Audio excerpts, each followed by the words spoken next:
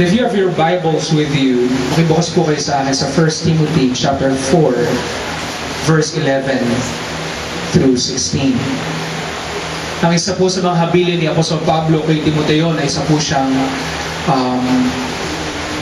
Paul actually mentored Timothy throughout Timothy's life. At dumating dun sa yugto ng buhay ni Paul na kailangan siyang magpaalam. Pero kami naman po hindi pa magpapaalam. Nagkasama pa tayo sa ministry. Ang kagandahan po kay Paul ay nagbubukas siya ng mga bagong. The ministry is opening to the members of the congregation, yung mga may tawag po sa pagpapastor. And the reason why I'm very proud of you, De Paro, sapagkat yung mga ministro, sabihin natin, mga pastors na nagbukas sa inyo, ay galing mismo sa inyo. And that is actually very encouraging. Nagaling po mismo sa gawain po sa De Paro. And 1 Timothy chapter 4 verse 11 says, sabi po rito,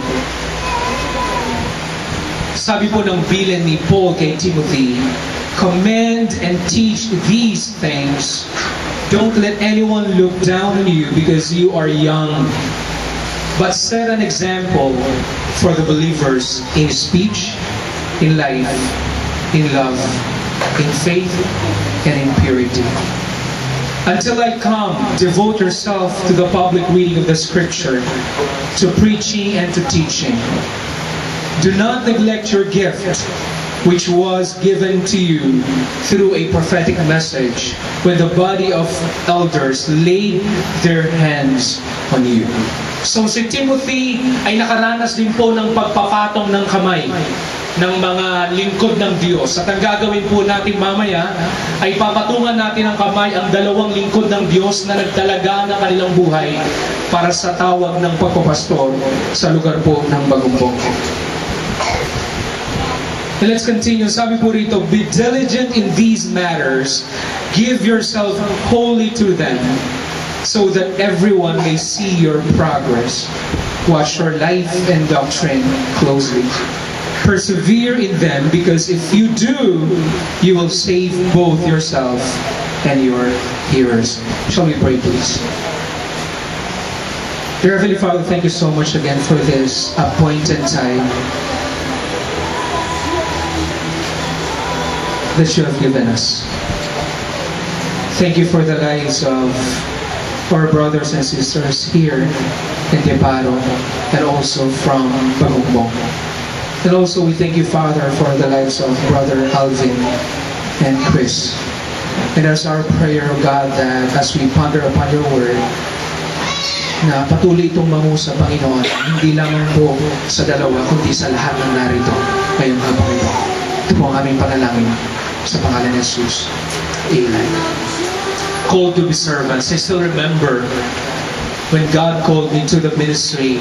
I was only I just graduated, katatapos ko lang po ng high school at hindi ko po alam po anong gagawin ko noon. Yung po madalas ata yung tinatawag ng Panginoon, no? Hindi nila alam po anong kanilang gagawin. Alam mo ba yung gagawin mo nun sa buhay mo, bro? Narinig ko na, sinabi ng misis mo, patapon ang buhay natin. Hello? Pero doon sa lugar na hindi ko po alam po ano pong gagawin ko, I just graduated po sa Jesus Lord Colleges sa Punlo High School, and then I took up the exam sa Mapua and then sa PUP. Sa biyaya naman po ng Diyos ay nakapasa po sa dalawa. But nung matatapos na po mag-enrollment na, gulo-gulo po ako, hindi ko na po i-detalye kung bakit ako naguguluhan. And yet, meron isang pastor na nagbukas po sa akin. He asked me if I want to pray na pumasok sa Bible school. And then after a couple of weeks, I decided to take the exam sa Bethel Bible College. At pagkatapos po, yun po sa Malinta. Malapit lang po rito. Malapit lang po dito sa Bethel Bible College sa Malinta. Nakagraduate po ako. But, alam niyo ba, nung nag-aaral ako sa Bethel, hindi ko pa rin talaga gusto magpastor. Can you imagine that? Nandun ako sa Bible school, pero ayoko magpastor. Parang isang nurse, kumukuha ka ng nursing course, pero ayaw mong mag-nurse. Parang ganun po yun sa akin. So, para ka nag-arkitekto, pero ayaw mong maging arkitekto, ayaw mong mag-design. I was just there for the sake of doing something. But I was not there for a purpose. Wala po akong dahilan sapagkat maaga pong namulat ang aking kaisipan sa negosyo ng aking mga magulang. First year college pa lang po ako, meron na po akong sasakyan na ginagamit sa sarili. Nagbebenta po ako sa Malolo, Saguna, Epali, San Fernando ng mga shorts po na ginagawa ng aking mga magulang. I was so happy doing that. You know why? Because I have lots of money back then. Marami po kasing pera. Hindi po ako nagbibiro. Minsan nga po, nawala yung wallet ko. Matagal na po yan, nasa Kalentong po ako, na sinarado ko po yung kotse. Nasa awa po ng Diyos, umalis po ako, magdadrive po pala ako, pinasok ko muna yung kotse, tinatong ko yung wallet ko sa ibabaw ng kotse, and then pumasok ko sa kotse, sinarado ko, umalis na ako. Ang talino. 3,000 mahigit yung laman ng wallet ko na 1995 pa yun, mga ganun ho. Ganun po ang buhay ko nun. So I really enjoyed doing business. So while I was in Bible school, talaga sinasabi ko na gusto kong magnegosyo. At alam nyo, iba pala ang plano ng Panginoon sa akin. Nung nagpunta na po ako sa Palawan for a missions trip, akala ko mamamasyal lang ako. Dahil narinig ko yung Palawan, but actually God has a plan for me. I was arrested by God, technically, nung nandun ako sa Palawan, nasa ilalim ako ng puno ng mangga sa Evangel Bible Institute, Assemblies of God. Doon kami nakalugar habang nagmi-mission kami, lumalakad kami sa bundok. For 3 hours lalakad kami, nanginginig na yung tuhod ko sa mission. Matinding mission yun. Yung kasama ko, hindi nanginginig yung tuhod. Yung pala, nung napunta ako sa Batangas, talaga ang lakarin niya, mga 5 kilometro, 6 na kilometro araw-araw para makapasok sa school. Ako naman, eto, nanginginig ako. Makakaisang oras na nanginginig yung pa ako. Tatawid kami sa ilog, akit kami ng bundok. At pagkatapos, mag-preach kami sa gitna ng pabundukan. May mga churches doon. Wow! Pagka sinabi nilang may gawain, magsusulputan na lang yung mga tao, hindi mo malaman kung saan nagkagaling. Pero akala ko it was just an ordinary mission trip until like 1 week before na kami ibabalik na dito sa Bulacan. Babalik na ako dito sa Bulacan. And God told me, tinatawag kita anak para magpastor. My first pastoral ministry ay sa Santa Maria po. Doon po kami nagkasama ni Pastor Rolly. And the rest is history. At magagamit ko yung sinabi rito ni Apostol Pablo para sa inyo dalawa. The first thing you really have to do para sa inyo, Brother Alvin, Brother Chris, be a good example. Ang sabi ni Paul sa kanya, command and teach these things. Do not let anyone look down on you because you are young, but set an example. Ito ang isa sa pinakamahirap gawin bilang pastor. Hindi na tayo basta pwede magaling. Hindi basta-basta pwede magbibitaw ng salita na hindi natin iniisip. Kikilos. Because, you know why? Because yung mga tao, tinitingnan tayo. Para silang laging may dalang microscope. You know why? Tama lang naman. Dahil tayo ang lingkod ng Panginoon. Kung hindi nila makikita sa atin ang salita ng Diyos, meron pang silbi na nagbabahagi tayo ng salita ng Diyos. Alright? So be of good example. To your brothers and sisters in Christ, to your family, sa magiging asawa mo, bro, congratulations. Baka na makalimutan mo kami. Nakalista na. Buti naman. Buti, babawiin natin yung ano. At para sa mga non-believers dito sa paligid natin at sa lugar ng pagbubong. And number 2, you have to understand that in sabi sa verse 13, until I come, devote yourself to the public reading of Scripture. Huwag kayong titigil na ipahayag ang mabuting balita sa kadiliman. Huwag kayong tumigil sa pagpapahayag ng mabuting balita sa mga naliligaw ng landas. Yun ang tunay na tawag natin. We are called to preach the gospel in season or out of season. Napapanahon man hindi. Nandun ka lang sa palengke, bibili ka ng isda, pagkatapos biglang nagkaroon ng opening to share the gospel. And do not hesitate to preach the gospel to those people. Namamasada ka, biglang yung kasama mo, biglang may sakit, nakaramdam ng karamdaman ng kaunti. Do not hesitate to pray for that person. You are in the business of spiritual things. And you are in God's business. That is your main business. So use every single time para may preach ang Word of God. Number 3, do not forget your gift. Anong kaloob na binigay sa inyo ng Panginoon? Mamaya, papatong namin ang aming mga kamay ng mga kapastora natin sa inyo. And with that, kasama noon yung authority na binibigay sa inyo. It's not only about the title. We do not care about the title. We care about the power of the Holy Spirit na itatransfer sa inyo. And now, pag nandun na yung gift ng Panginoon, huwag kayong matakot, manalangin, ipag-pray ang mga may karamdaman, sakit. Huwag kayong matakot na ipag-pray ang mga bagay na hindi nyo kayang liripin, na ito yung mga imposible. You know what? God is a God of impossible things. He can fix relationships just like how God fixed your life. Di ba? Kung nagawa yun ng Panginoon sa buhay mo, kayang gawin ng Panginoon sa mga taong nakapaligid, sa mga walang pag-asa, sa mga walang direksyon ng buhay, sa mga walang kabuhay-buhay, sa mga walang hanap buhay, sa mga mukhang walang buhay. Meron, marami ng gano'n. Pag sinabi sa inyo ng kaaway, hindi na gagaling yan. As sabi ng Panginoon, gagaling yan. Pag sinabi ng Panginoon ng kaaway na wala ng pag-asa yung buhay ng tao na yan, hindi na magbabago. The Bible is telling you that God is a God of hope. Huwag kayong makikinig sa kaaway. He's full of lies. Lahat ng sasabihin ng kaaway sa inyo, yan, Brother Alvin, sinabi ko na sa iyo pag nasa ministry, napakalaking sakit ng ulo yan. Para kang kumuha ng batong pinakpok mo sa sariling ulo. Hindi. Pag kumuha ka ng ministry, kumuha ka ng bato na pinukpok mo sa ulo ng kaaway. Hello? Ang kaaway ang sasakit ang ulo sa iyo, hayaan mo siyang sumakit ang ulo.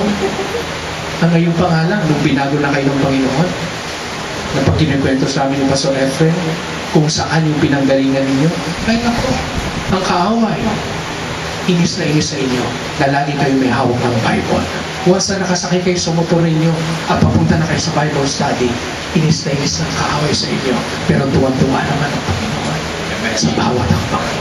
Sa bawat pagpadya dun sa tricycle, alam na alam ng Panginoon. Pinagyayabang na kayo ng Panginoon. Nakikita niyo ba yung dalawang anak na yun? Dati papunta sa putikan, naglumulubog sa putikan, inahon ng Panginoon, binago ng Diyos, at narito ngayon sila nagdadala ng pag-asa sa mga taong walang pag-asa. Do not forget your gift. Bigay ng Panginoon yun sa inyo. Wala naman tayo talaga.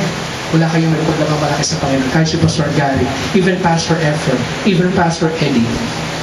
Kahit sino sa atin dito, walang may pagmamalaki maliban sa Panginoon. And lastly, sabi rin sa last verse, watch your life and doctrine closely.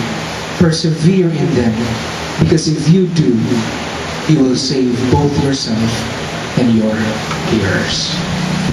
Ang business natin, ibahagi ng mabuting balita sa mabumbong, dito, sa Neparo, at saan man kayo naroon. Saan kayo magliliwanag? Sa places na madidilim. Sa lugar na madilim, doon kayo magliwanag. Alright? Pero lang ako isang kwento sa sandali. Minsan, meron isang matalinong tao. Itong matalinong tao na ito ay naghanap ng kanyang makakasama.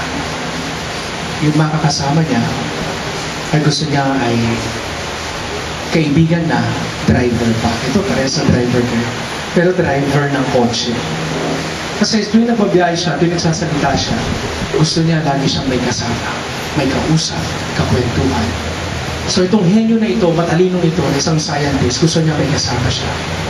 At pagkatapos, nagpalathala siya na nag-hire siya ng isang makakasama, magiging kaibigan, at the same time, magiging driver niya. Ang dami nag-apply hanggang isang tao nagustuhan niya, natimpuhan niya, at pagkatapos siya na yung naging driver niya, naging kaibigan. Pagkatapos, lumipas ang taon, kapag nagbibigay ng speech, itong scientist na ito, laging kasama yung driver. Ano man ang kainin niya, kasama yung driver, yun din ang pagkain niya. Saan man siya pumatulog, anong hotel man yung kanilang puntahan, same thing. That driver will sleep doon sa lugar na hotel na pinuntahan, na tinutulugan ng scientist. So parang walang pagkakaiba, you know why? Because yung pagkakaibigan nila ng Pinoy. Ganun kalalim. One day, nagkaroon ng karamdaman yung scientist. At pagkatapos, hindi siya makapagsasalita sa isang appointment. Sabi niya, kaibigan, maaari bang tawagan itong appointment namin na ito, itong coordinator, tell them that it is impossible for me to talk, to speak. Hindi ko kaya. Wala akong boses, hindi ko kaya. Pagkatapos, sige po, sabi niya, gagawin ko po yan. And then, kinuha niya yung telepono. At pagkatapos, na-dial niya na, tatawagan niya na, biglang, sinali lang, sabi niya, sir, if you don't mind, kung hindi mo mamasumayin, hindi po ba, kung nasa saan kayo, nandoon din ako? Sabi niya, oo. Kung anong tinuturo niyo, pag natuturo ako, nakaupo ako ron, nakikinig ako, oo. Wala bang pagkakataon na naalala ko na nahiwalay, nagkahiwalay tayo? Tama po ba? Oo. Sabi ng scientist, anong ibig mo sabihin? Sabi ng driver, kasi po tuwing nagsasalita kayo, taimtim akong nakikinig sa inyo. At pag nakinig ako, nagkakaroon pa ako ng jot down pa ako, at pagkatapos, lahat ng yun pinag-aaralan ko. And guess what? Yung mga tinuturo ninyo, halos nakabisado ka na. Meron po akong suggestion sa inyo. Eh ano yun? Sabi nung scientist, kung po pwede po sana, kung okay na sa inyo, ako magpapanggap na scientist, kayo yung driver. Sabi niya gano'n. Nagulat niyo yung scientist, sigurado ka? Opo, gusto niyo po ba? Subukan natin. Sinubukan ng konti. Yan lahat yung tinuturo ko ah. Hindi alam yung scientist na tunay na nag-aaral yung kanyang driver. Sabi ng scientist, kahit nakanakabahan ako, sige, subukan natin. Nagbihis sila na magkaiba. Yung scientist naging driver, yung driver naging scientist. Pero ang unang nagmaneho before that ay yung driver muna. Pag bago na sila dumating doon sa lugar, nagpalit na sila at pagkatapos nag-drive yung scientist. Pagdating doon sa lugar, pinabuksan ng scientist yung driver na naka-insurang scientist at yung scientist ay naging insurang driver. Pagdating doon, nagsalita na, tinawag yung scientist at pagkatapos ay tinawag ang kanyang pangalan, nagsimula na siya magsalita. Pagkatapos niya magsalita, nagpalakpakan yung mga tao. Ang pagkakamali ng driver na naging scientist ay nagtanong siya sa bandang ulit. Sabi niya, meron po ba kayong katanungan? Nung nagsalita siya gano'n, biglang merong isang taga doon na matalino, nagtaas ng kamay. Nung nagtaas ng kamay, tumayo, meron akong katanungan, sinabi niya yung tanong niya, at habang nakikinig yung scientist, alam niya, walang ibang makasasagot, kundi siya lang. Sabi niya, patay tayo. Bakit kasi nagtanong pa? Okay rin. Pagkatapos yumuko yung driver, at pagkatapos ngumiti, tinignan niya yung nagtanong, sabi niya, you know sir, your question is very easy. Napakadali niya. Sa katunayan, para patunayan ko sa iyo na madali yan, at walang kabagay-bagay yan, tatawagin ko ang driver ko. Driver lang. Sasagot. Driver! Halika rito sandali. At pagkatapos, sinagot yung tanong, palakpakan lalo yung mga tao. Bakit? Driver lang sa mag-usap. Alam niyo kung bakit nila nagawa yun? Malalim yung relasyon nila sa isa't isa. Hindi basta-basta pagkakatiwala ang magiging pinakapuso ng misteryo nito. Yung relasyon niyo sa Panginoon. At tandaan niyo na lang. Maraming problema kayo mga kara. It's not a bed of roses, you know. Pero kahit nasa gitna kayo ng unos, pagkasama niyo si Jesus, nothing can harm you. Huwag kayong maging katulad ng mga alagaan. Hindi mo na ba kami mahal, Panginoon? Nandito ka, kasama ka namin, pero pinababayaan mo kami na mamatay, lulubog na tayo? Ang Panginoon natutulog lang. Talagang niyo ba pababayaan ng Panginoon lumubog yun? Never, kasama mo siya eh. Hindi ka pababayaan ng Panginoon na may mangyari sa iyo. Lahat ng mangyayari sa inyo, kalooban ako.